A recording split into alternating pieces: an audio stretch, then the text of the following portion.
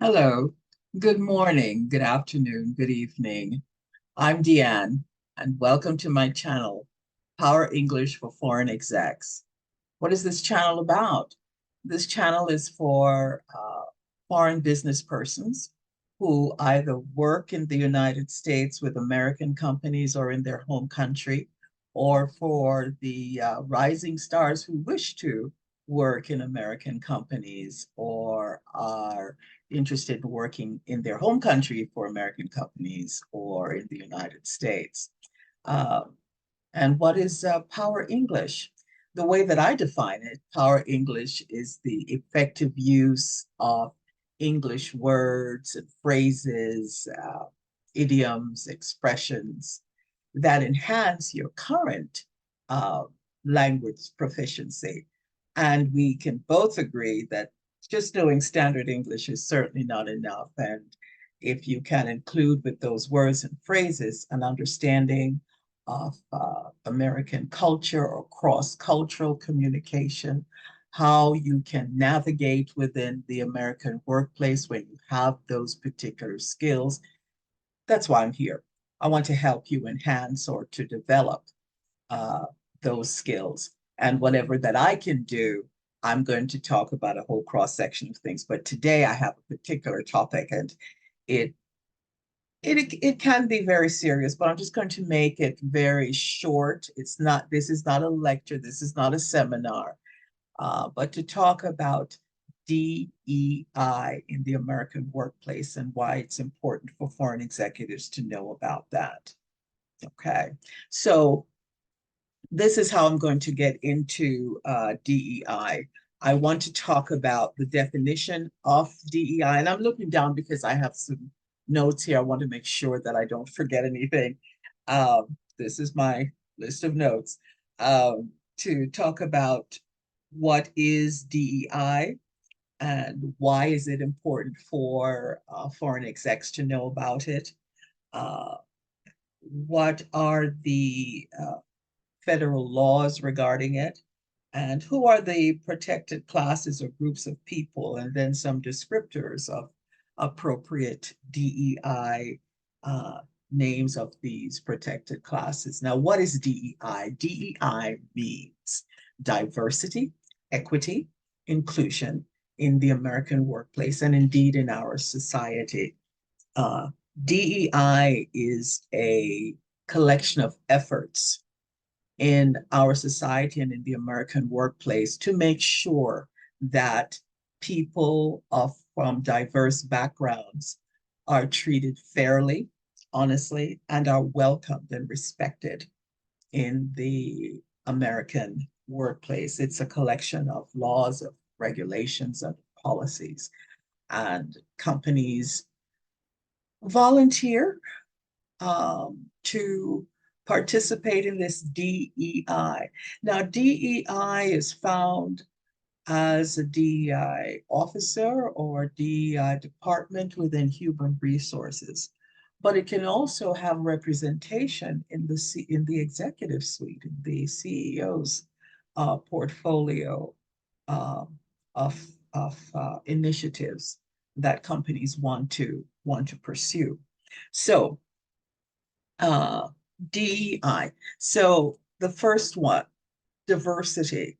Diversity refers to the various differences among peoples and their ethnic groups, and the idea that whatever um, characteristics that they have, that no matter what it is, they're going to be treated equally. And then equity involves the fairness and justice and treatment of all employees as it relates to their hiring, their comfort level within the workplace. And then inclusion, I for inclusion, it involves creating a workplace culture or corporate culture that embraces and values their unique contributions to the workplace environment. But they must also feel that they are welcomed, that they are respected, and that they are heard. Okay. So why should foreign executives know about DEI? Foreign executives, I believe, need to be aware of diversity, equity, and inclusion in the workplace, especially if they come from environments that does not have the same level of commitment to equality in the workplace from their own culture. And they have to, in order to be successful and in order to be compliant in the American workplace, should be able to treat everyone on an equal footing. So no matter if they're people that work for you, people that you work for on a higher level, be it your clients, your subcontractors, all those groups and services must also be in compliance of DEI. Your company cannot be the only one compliant, and then the clients that you have and the vendors and subcontractors do not also do that level of compliance. And another thing, if you are ever in violation of any one of these compliances, or you have committed a violation of not being diverse, of not being inclusive, of not being showing equity, you or your company may have a lawsuit claimed on you by one of those members of a protected class. So,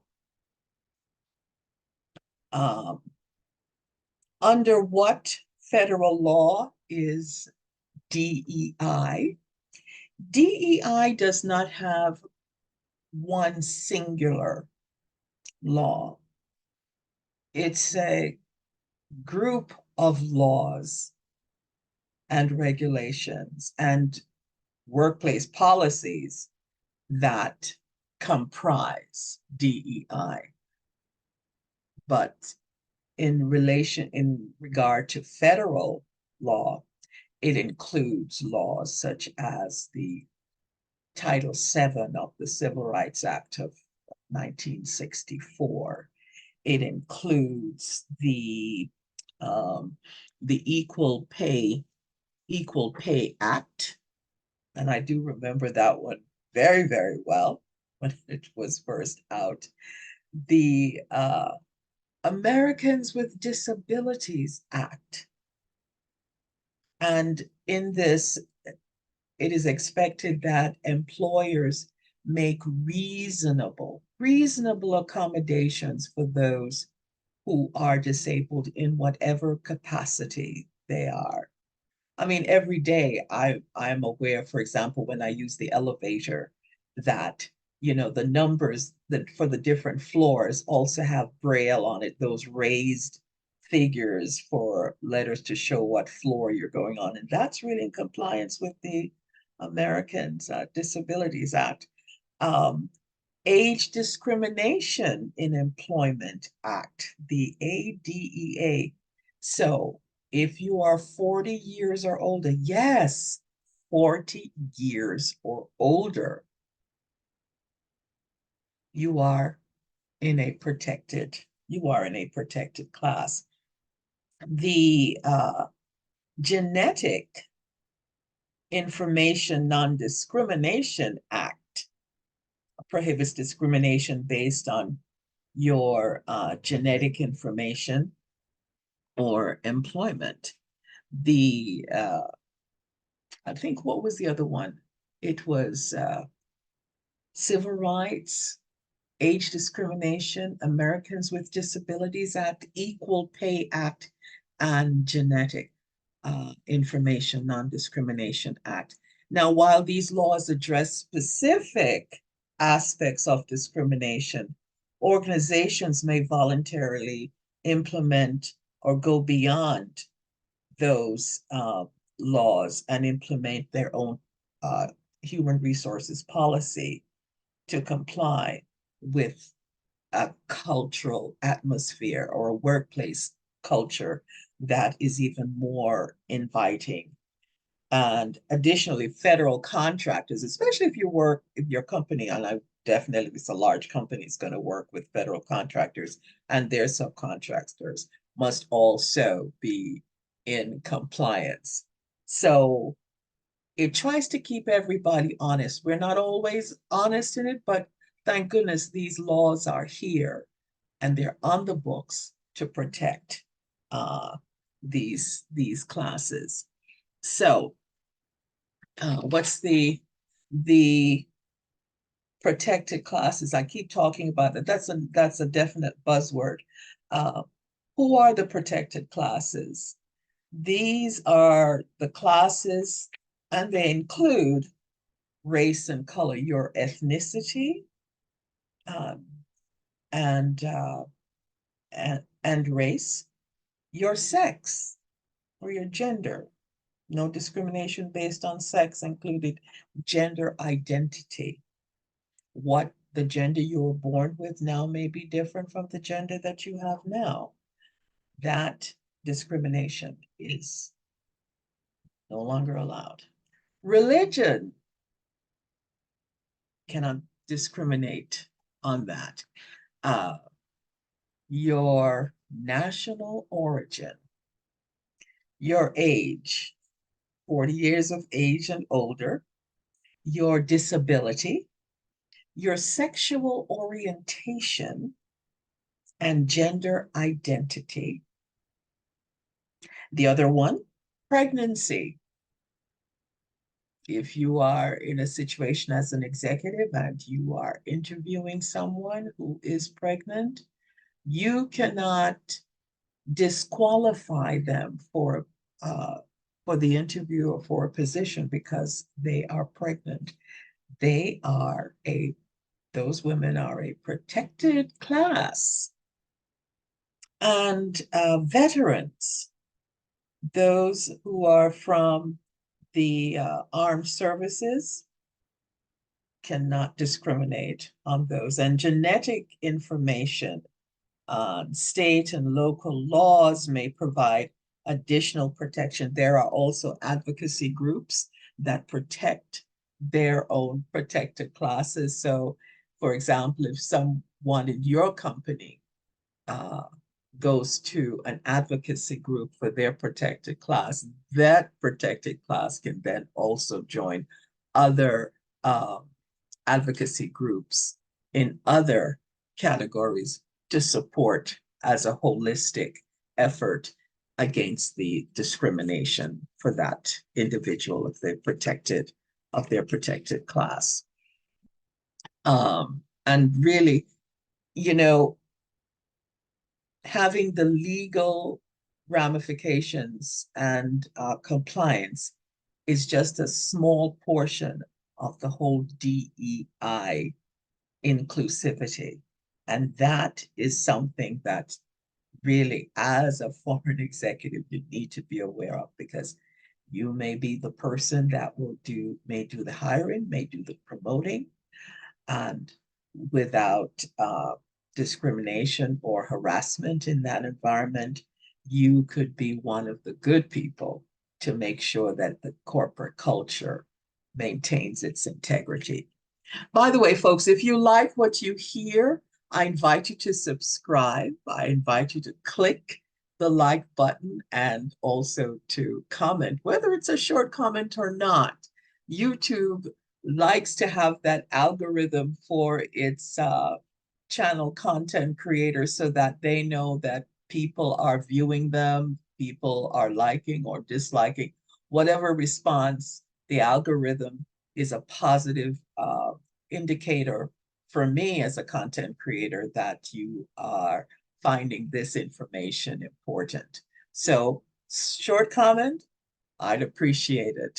Okay, and also to click the like button. That's also very helpful to my channel.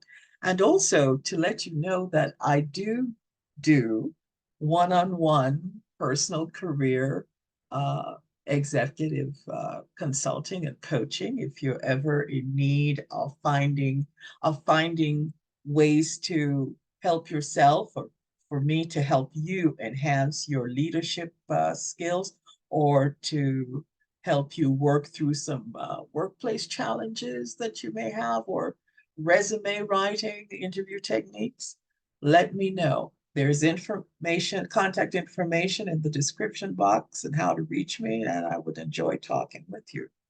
Okay, so let's get to some of the descriptor names in the DEI, some appropriate DEI descriptor names. I have many of them here, and what I'm thinking is that there are lots of them here that I think I may need to break in, because this video is getting a little bit too long. What I may do is do a second part to this where I include buzzwords in the DEI workplace, and then give you some descriptors here. So for example, I'll just give a couple. We want to use descriptors of people to make them feel more inclusive and welcomed. As first, we call these person first titles. So you do not lead by describing someone by their disability, but by who they are. So for example, we no longer would say, she is a deaf person. She is a hearing impaired person. She is a hearing impaired person. Someone who is, we may have used this a long time ago, who is crippled. Now that person is mobility impaired. Mobility impaired.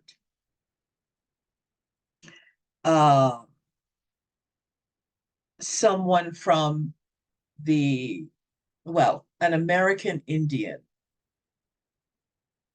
We now would say it's an indigenous person, or we may now say a First Nation person or First Nation people. You see, it's person first, as opposed to what you think in the past was okay to call them. So I do have a lot more here, but as I've said in past videos, when I come to the end, I say, let's call it a day. Let's call it a day today. I promise you, I will give you more of these, but I also want to include some very important buzzwords for the DEI category within the workplace, because I think this is really, really important. So thank you so much for staying with me for this video, and I thank you for staying all the way to the end. And I look forward to seeing you next time, where I promise to continue with buzzwords and other descriptors of DEI individuals. Have a wonderful day. Have a wonderful week. Talk with you next time. Bye-bye.